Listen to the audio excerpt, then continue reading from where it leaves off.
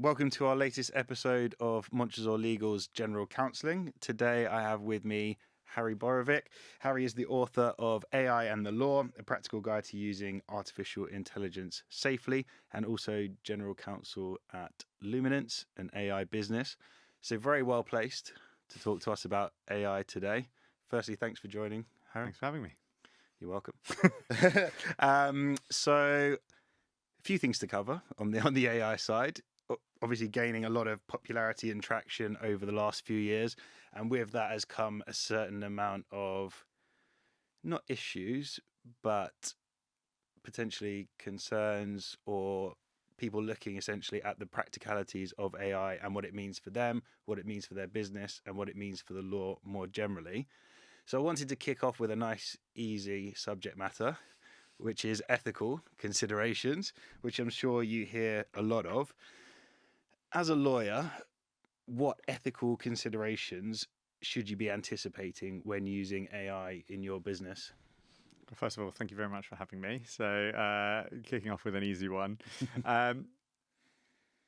Ethics isn't a simple issue to address because it has a huge element of subjectivity to it. So when we're thinking about how lawyers should act in a ethical manner, quote unquote, there is already existing guidance that regulators, both in the UK or internationally, put out where lawyers sort of broadly know what's expected of them. Their first duty is generally to the court. If your client is asking you to do something which would make you in breach of the law, or otherwise your duties to the court, your duties to the court come first. Secondly, your duties to your client, and then your wider regulatory responsibilities. And I think that when the sort of advent of current excitement around AI sort of kicked off late 2021, early 2022, lots of lawyers didn't quite understand some of the upsides. And when looking into those upsides of using AI, were either completely diving in without thinking about how they still needed to comply with those requirements. You know, there's the famous case of the lawyer in New York who used ChatGPT for his case research. But you also had probably, I would say, the majority of the profession take an extremely reserved approach and be very hesitant to dive into AI, when actually what they probably should have done, and the way to balance sort of ethics and being a fast mover, is to dedicate specific resource. That might be an individual, it might be a team, it might be a committee, to specifically understand how you can mitigate those risks and then move as fast as possible once you've done that. And I think it's one of those ones where if most people, organizations, lawyers, take a breath, do a bit of research, it becomes quite easy to manage most of the risk, because really your concerns are, what are you doing with your client's information? Yeah. Are you maintaining your duty of confidentiality and, in many cases, legal privilege? And are you doing so in the best interests of your client while still acting reasonably in the eyes of the court? Yeah. And I think that increasingly we're seeing lawyers find that balance, and a lot of law firms are putting, not just law firms, but in-house teams as well, are putting dedicated resource towards mitigating any potential risks. So, for example, understanding where data goes when they use particular AI companies. Well, yeah, if we could take data for an example, and that's okay. Ramble on. Yeah, I better say something in this. Yeah, sorry, that's quite typical of me. Apologies. No, all good. So with data, what should companies be looking at or particularly concerned with? You know, data sales. A lot of big businesses now are built on their data. So where do you look to make sure that is, you know, pretty much kosher for your organization? Sure. I mean, when looking at how data should be managed when acting as a legal professional, the starting point is, what is the sensitivity of the data I'm inputting? So if it is non-sensitive client information that has no names, no addresses, nothing identifiable, but is a legal question relating to a client, in abstract, that's much lower risk. So people don't really actually need to understand that much, because asking a non-identifiable question doesn't really expose any client to any particular risk. Now, in reality, people don't want to be restricted by how they type things into a search system or a research tool or a contract matrix, whatever it might be.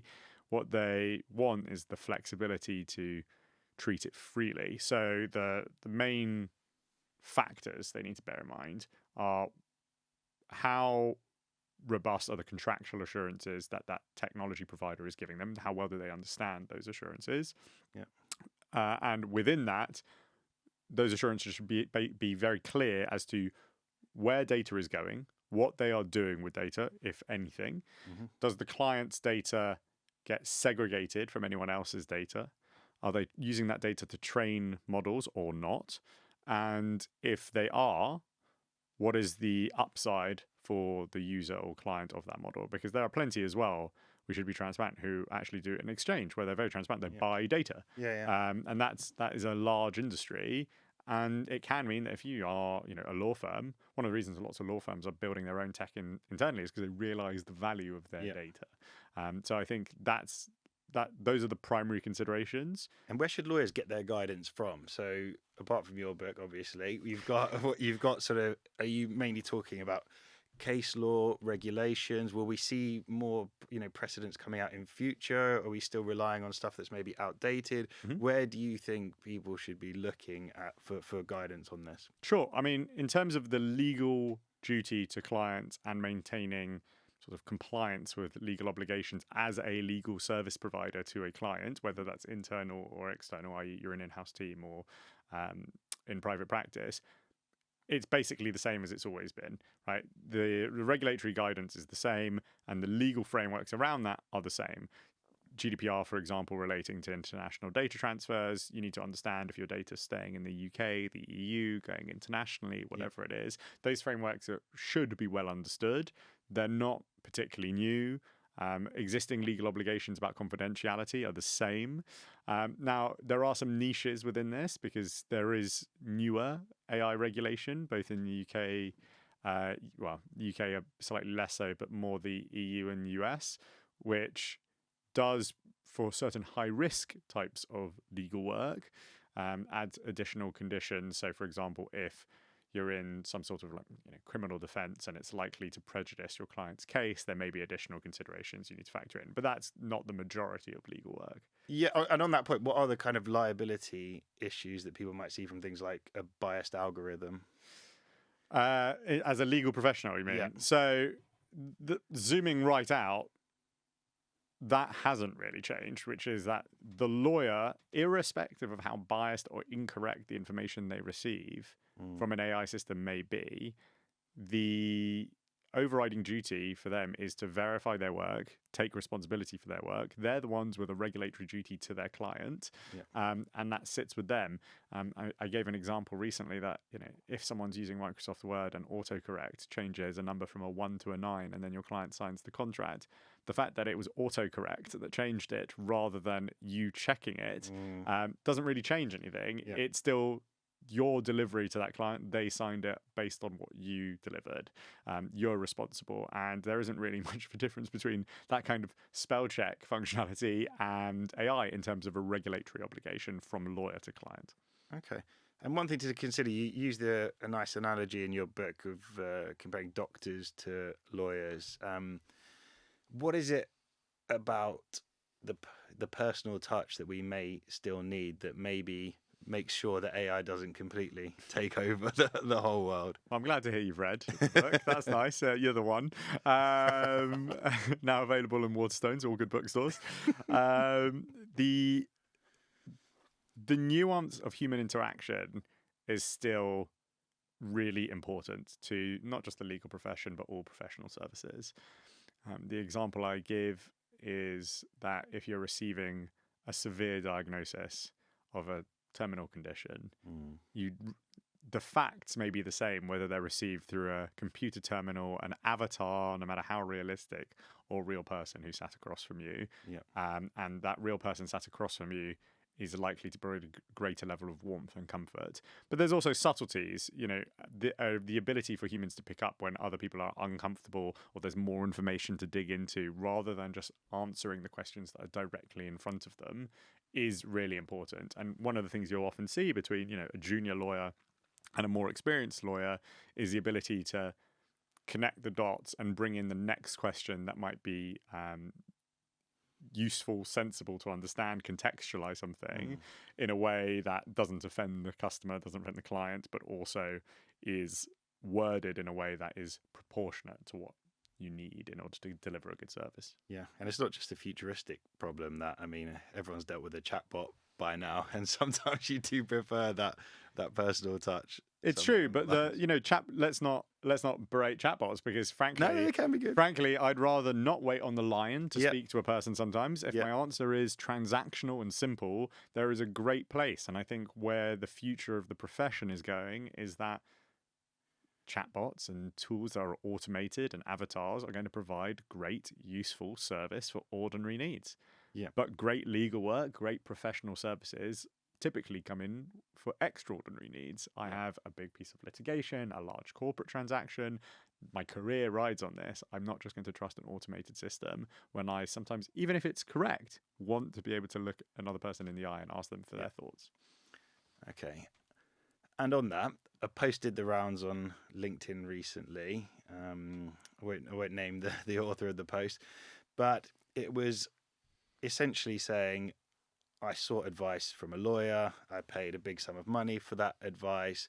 Advice was wordy, not very useful.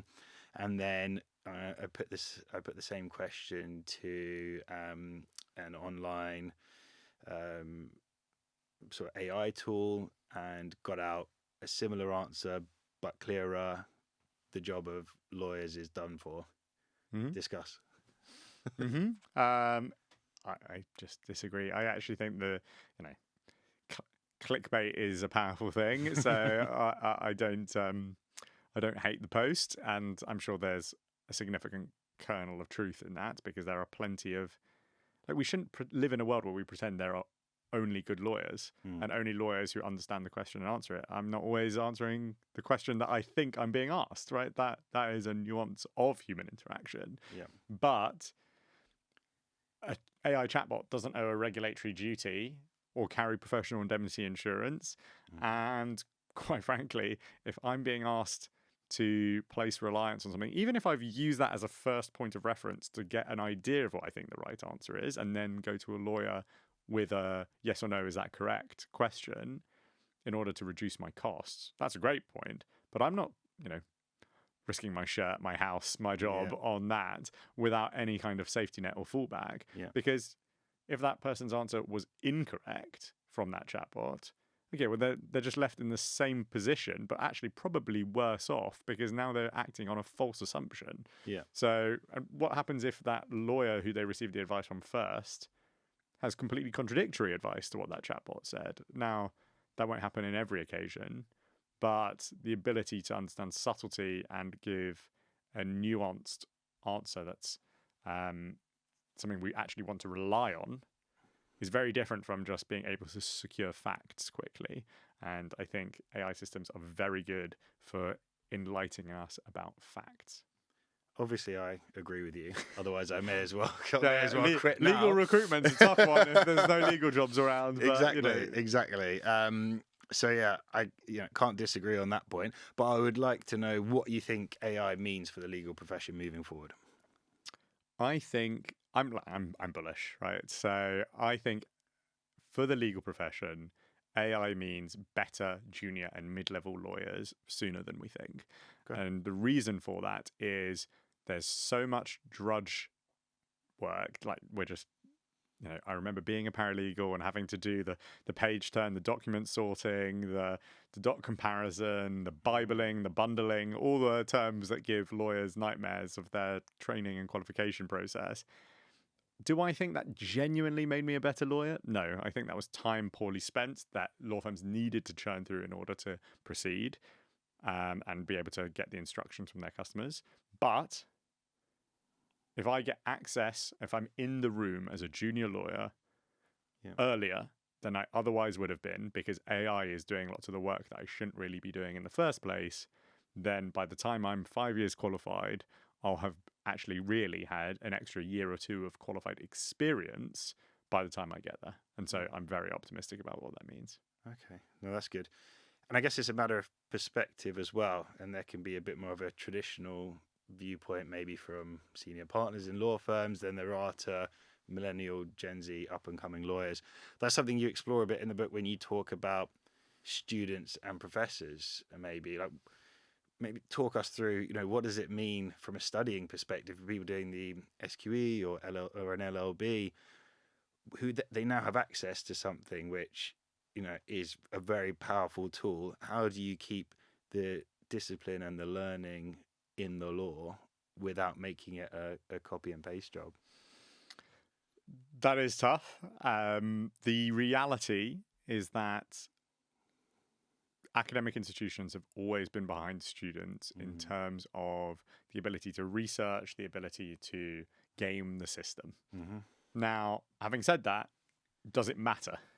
And the reason I sort of turn the question back is because when I'm in professional practice, I want my lawyers to have the competent skills to be able to verify an answer, that's for sure. But I want them to get to the answer as quickly as possible. I'm not too worried how they got there. And something I think is fundamentally flawed in the education system, and something that the education system resists, is we train lawyers, but also for lots of professional services, train people at the academic stage on a purely academic basis. Yeah. There is a lack of practicality that doesn't set people up optimally to perform when they're in practice. So understanding all that theory with no application at the same time, and then having to apply it much later, by the time you're applying it, the fundamentals are a memory rather than something that's live in your brain. So I do think that is a real problem, and I think academic institutions are starting to do a better job of implementing more practical training as part of that process, and that practical training will include skills of using AI. Okay, no, I appreciate that. I'd like to pick up on a point that you made there around you prefer people to be able to get to the answer quickly. One of the issues that clients may have now is, well, hang on a second, billable hours. I want a good product quickly. I don't want to be charged for something that takes longer than necessary. How do you quantify the two? The billable hour is a problem with the entire concept of AI-driven or non-AI-driven efficiency, right? They are inherently at odds. There is a reason why AI adoption as a business facilitator has been... You'll see a lot of law firms talking about using AI, and don't get me wrong, Luminance sells to plenty of law firms that use it well. We also sell to lots of in-house teams. But the reality is in-house teams are taking up AI technology, but just technology generally at a far more accelerated pace, but also not just taking up, really practically deploying it. And the reason for that is that external providers who charge on an hourly basis, a time spent basis, aren't. And so they go, great, well, if you're not going to be more efficient, we'll be efficient and then deliver you something that you can then analyze on a time spent basis, but there's way less work for you to do. So I do think those are somewhat at odds. The reality, I think, will be that law firms will have to balance this out and catch up. What they'll probably do is more fixed fee models, but be more efficient within them. So, if to do a basic contractual review, let's say a law firm, for argument's sake, would charge £1,000. Instead of doing it on a time spent basis, they'd charge a fixed fee of £1,000, but actually their time spent would be, 500, and then they've made a larger margin on that time spent. Yeah. That's probably what they do, which means the client gets a slightly inflated price based on the actual work done, but the law firm gets to balance out the cost of having bought AI technology and not lose their shirts in the process, basically. That will somewhat ease the transition. Okay, and you talk about how in-house can be using it in some cases better than law firms. Can you give an example or two of how you've seen clients using your tools? Yeah, absolutely. So, I can talk about how our own team uses it. That's great. We use it for across as a contract repository for live contract negotiation. We're basically able to instantly draw out information from any of our contracts and immediately negotiate new contracts on that basis. Yeah. But we've got great clients like, actually Avianca or IDEX or AMD, Huge companies where their primary usage is understanding what's in their contracts currently and reapplying that as they're live negotiating new ones, instead of trying to remember what we previously agreed and how we agreed it, institutionalizing that knowledge across a business. Now, you've got companies like Koch Industries in the US, who's like a huge customer of ours. They're a great customer. They roll that out across other business teams, so that other business teams, within the frameworks that legal sets, are able to negotiate and manage their contracts. That might be HR, that might be procurement, might be whatever team is appropriate, can sort of self-serve, but legal remains relevant because legal is setting the parameters of what's acceptable or not. So yeah, there's plenty of examples where that's the case. Okay, that's good. I'm a GC or a head of legal. In this scenario, I am. Okay, just play along for a second. All right, I'll give you some rope. I would like to dip my toe in the big sea of AI, but I'm a little bit nervous. It's a bit cold. It's a bit choppy out there. Not sure how best to implement it. Not sure how to look at tech on the whole. What advice would you give to someone who's thinking maybe tech, but at the moment is pulling back from it? Well, I do think that the right approach, if you're a general counsel or in an equivalent role looking to implement technology to improve the function of your business or your function within your business, the starting point is, what's the actual business need, right? So before even looking externally and considering vendors and thinking about what you need from whoever, the first thing is identifying what your actual business problems are. Is it that things are too slow? Is it that things are inaccurate? Is it that there's poor communication between teams? Is it that there's tasks that seem like they should be easily repeatable in a more efficient way? Those are not all solved in exactly the same ways. And some tools can hit many of those at the same time. Some don't. Some are just will absolutely smash one particular target for you, but leave the others untouched. If that's the biggest problem in your business, then that's a great result. Now, it may be that you're looking for a bit more of a cure-all type approach, and you may hit a lot of notes, maybe not as well, maybe very well. It depends on what your specific problems are and how complex they are. So first thing is talk to other business units, because a GC making these decisions on their own is somewhat doomed to failure, because delivering it without an understanding of what matters to your CFO, what matters to your sales teams, what matters to your procurement teams, do you want to come back to service, is the starting point. But after that, it's about, you're going to have less of an issue if you go with a more quote unquote trusted vendor. Appreciate pricing and availability will vary and budgets do matter. But broadly, getting a subscription for a provider who is more reputable, has all the security qualifications you need, all the infrastructure that allows you to, sort of use it without thinking too much, that's a really good starting point.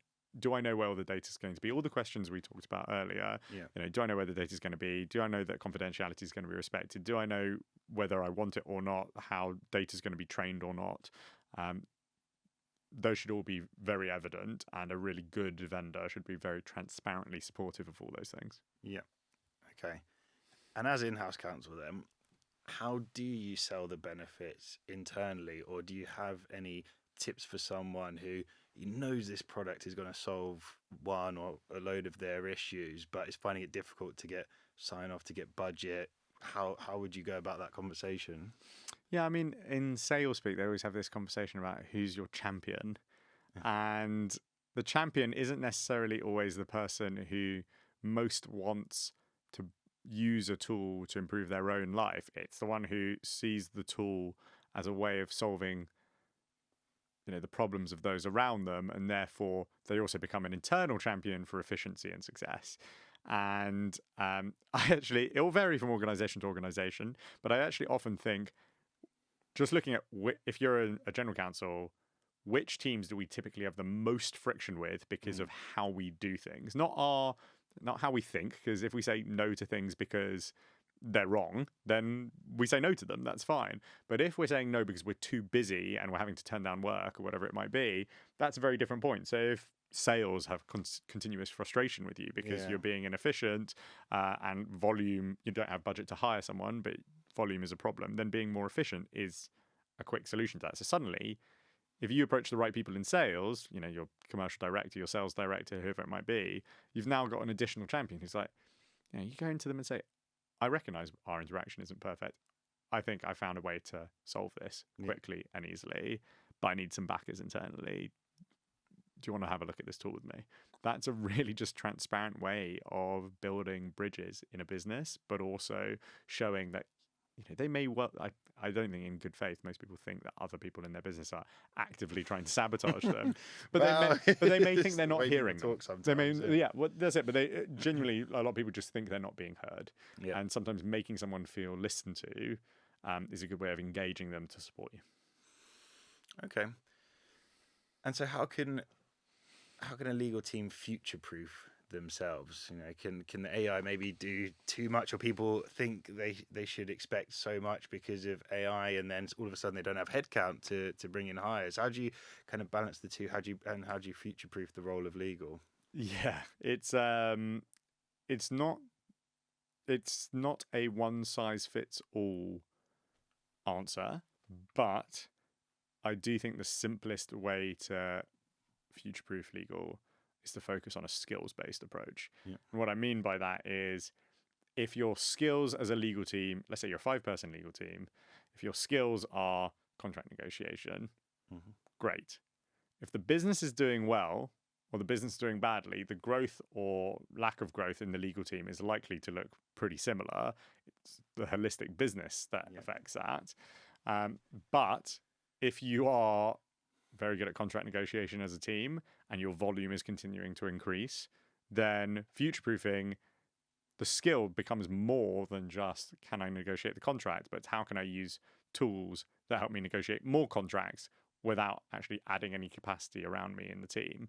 And that means that the actual skill is not just the raw legal knowledge, but the technological understanding and application as well. There's also some soft skills of human interaction there, which is managing other stakeholders to interact with you properly through that technology.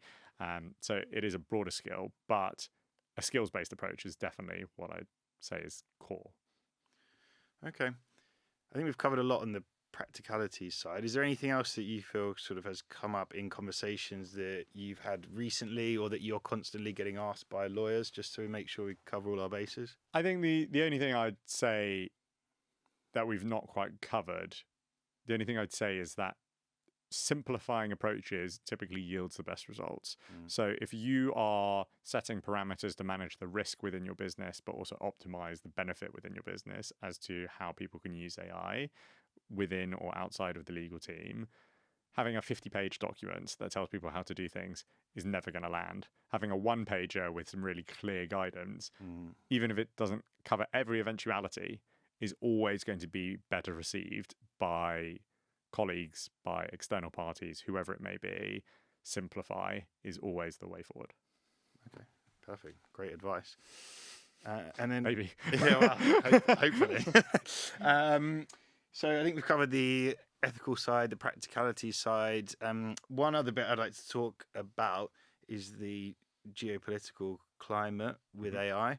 There's lots going on at the moment. It might have changed by the time we release this. I'm hoping it will still be relevant. But maybe if we could spend a moment on Starmer's AI blueprint that he's recently brought out. I'd be keen to get your thoughts on that.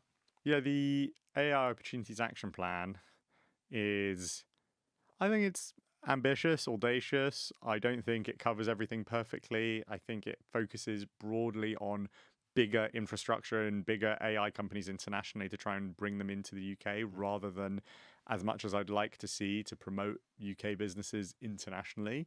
But I do think it's a good approach. It's pragmatic, and it demonstrates they've actually listened to business stakeholders. So I think it's a strong plan. Would you have done anything differently? I would have put more either tax breaks or grants directly for smaller growth stage, sub 100 million revenue companies in the UK to help them grow. The capital resources available in the US are just so much greater. And because of that, UK companies often have to raise internationally. Now, something that can make raising internationally more attractive, or even raising domestically more attractive, is having strong incentives for investors to put their trust and risk in UK AI companies. Okay. And on the other side of the Atlantic, Mm-hmm. Mr. President Trump, I should say. Mr. President. Mr. President. Good or bad for AI? Who knows? Is President Trump good or bad for AI? Unknown. The main concern is unpredictability. That's really it. You know, Trump unwound Biden's executive order regarding AI safety the day he came into office, along with many other executive orders. But I think Trump wants to see America win, whatever that means internationally. And America is heavily positioned for a tech-led international growth spurt that will continue as it has for the last 10 years. It's been a bit stuttering. Yeah, well, will it though? Because my next question was going to be around DeepSeek, and that seems to have hit those companies, big tech, quite hard in the US. Well, it's hit their market cap. But yeah, that's all. You know, that's all they talk about, isn't it? Well, that's part of the problem. Is they should be looking at revenue, and those companies in the US make a lot of revenue, and you know, DeepSeek was essentially it's very impressive, but it's basically built as a side project by a side team within a hedge fund.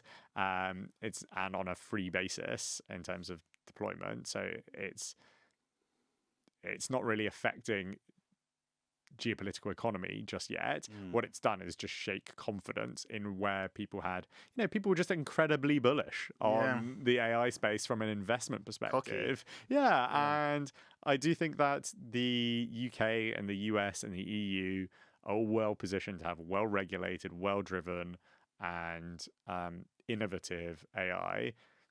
Frankly, I think we'll see lots of the innovation that DeepSeek has come out with sort of swallowed up somewhat by Western AI companies, and frankly, more AI for cheaper, which is really the net outcome of DeepSeek, I think leads to more AI, not less, and that's still good for the Nvidias of the world as well as anyone else.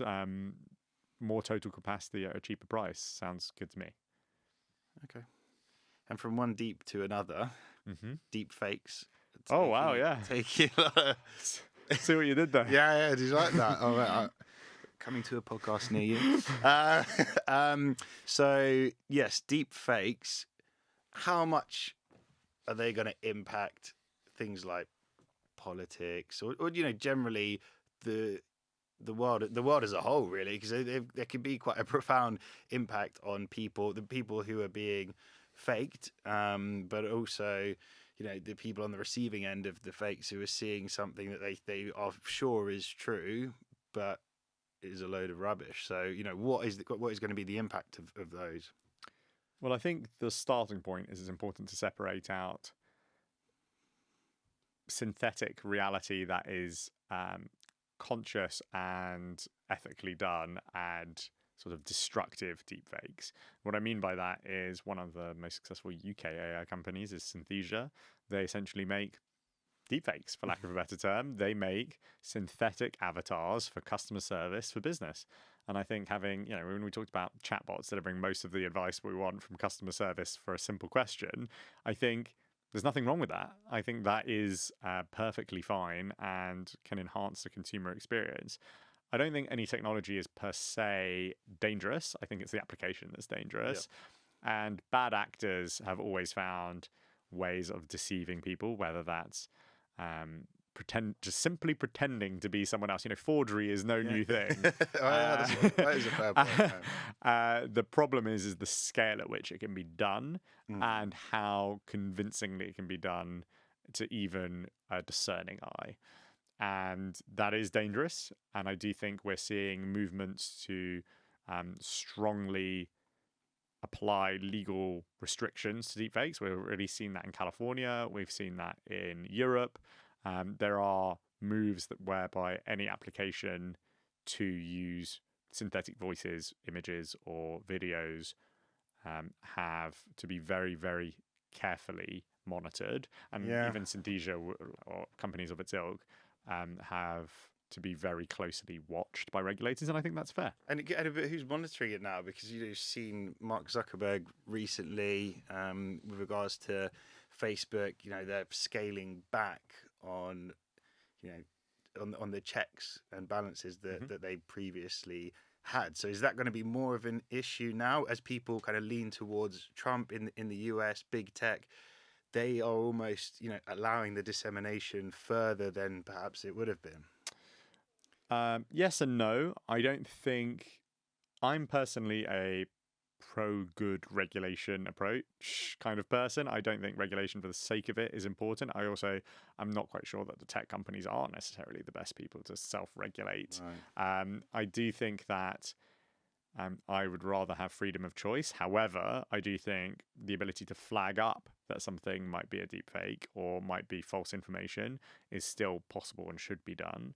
Now, the other thing with Meta and various companies like that is, they are pushing synthetic avatars and synthetic content because there's demand for it. And I think that's fine.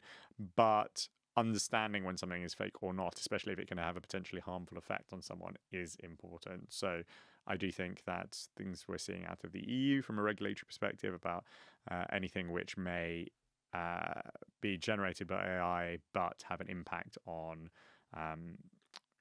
voter movements or on basically any sensitive major issue is dangerous. And I think that limiting the use of deepfake technology, for lack of a better term, but synthetic voices, images, or video to ordinary commercial business use for transactions and limited functions such as like customer service is probably somewhat sensible, unless it's just basically puff content on Instagram rather than anything to do with politics, because it's very hard to understand even when parody becomes so convincingly realistic, whether it's real or not. Okay, so how can I protect my OnlyFans account? Don't answer that. I think no one wants to see that, Josh. No one wants to see that. Right, there's no market. Subscribers 0, and it's free. All right, moving swiftly onwards. I'd like to talk a bit now about the book recently released, as you said, in all good bookstores. All good bookstores. Yeah, Amazon. Hopefully you won't pay the price that I did when it first came out. Yeah, you pay the full whack retail pre-release price. Appreciate that. Yeah, my publisher certainly does. Thanks for the mates rates on that one. What was the most challenging part for you of writing a book? The pace at which the AI space has moved over the past 2 years makes writing in practical, granular terms particularly challenging, because you want to talk in broad principles and then give granular examples, but you don't want those examples to be rapidly dated. Yeah. So that was always the challenge. So there were multiple updates as I went through. And that, I mean, simply making the time and being disciplined and sitting down and writing something regularly is the biggest challenge, frankly. But then having to re-sit down and re-update it as you get closer and then say, maybe I can actually use a different example that is more timeless is a good approach. And thankfully I tried to do that well. But that is definitely the challenge. And I think that applies when you're writing about any present circumstance or revolution that is ongoing. You have to accept that maybe you do a second edition. I don't know. Yeah, that might be the way, but keeping up with pace of technology is the hardest part when writing about live technology. I can imagine, very time consuming. How did you balance it with your duties as a lawyer? I'm not a big sleeper, so early mornings and weekends and less than restful holidays is probably the answer. Okay, fine. And if you could go back in time and give one piece of advice to yourself whilst writing the book, what would that be? So I wrote this book because I thought that, one, I'd always sort of wanted to have a go at writing a book, but two, I finally felt that I was in a field sort of ahead of the curve. And I think there are lots of professionals out there, whether lawyers or not, who don't quite realize how few people there are doing the exact kind of work they're doing, and yet that it might be generally interesting or useful to lots of people. And I think genuinely being critical, constructively, of what you do and how useful or specific bits that you do are early is a really good way to build the confidence to say, I'm actually going to dive in. And maybe you don't start with a book, maybe you start with an article. Yeah. You know, that might be it. But having the self-belief to critically assess yourself and say, well, I'm not very good at all these different things, but this one thing I sort of probably know more than the average, and that's a helpful starting position to drive yourself forward. Okay, and on that, have you had any feedback that's meant a lot to you or that you've particularly cherished within that? Yeah, I mean, well, I'll probably be writing at least some chapters for other people's books, maybe another book. So cool. Clearly some publishers are happy, so that's all right. It's a good sign. Yeah. But the best feedback I had was actually, well, very kindly, one of someone I know, they actually bought their book for their dad, and their dad liked the book as Christmas reading. Okay. And I thought, well, if someone who is in their 50s or 60s is reading a book about AI and is competently getting through it and understanding it and is happy and thinks they can apply something from it, I'd say that's a win. So I'm very happy about that. Brilliant.